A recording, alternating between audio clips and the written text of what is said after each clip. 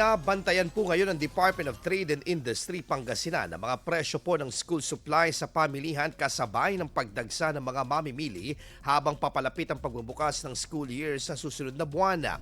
12 establisyimento binisita po sa San Carlos City at Calasiao upang inspeksyunin at masigurong may sapat na supply ang mga ito ng school supplies sa kabila ng demand nito sa publiko.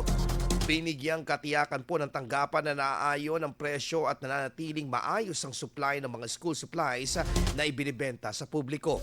Inaasahan naman ng mga TDI ang pagdami ng mga consumer na bibili pa ng school supplies sa mga nalalabing araw bago ang balik eskwela. Bukod dito, in-inspeksyon na rin ang tanggapan, ang presyo ng supplies sa construction materials at basic necessities kasama na ang mga prime commodities. IFM News. IFM News. IFM News.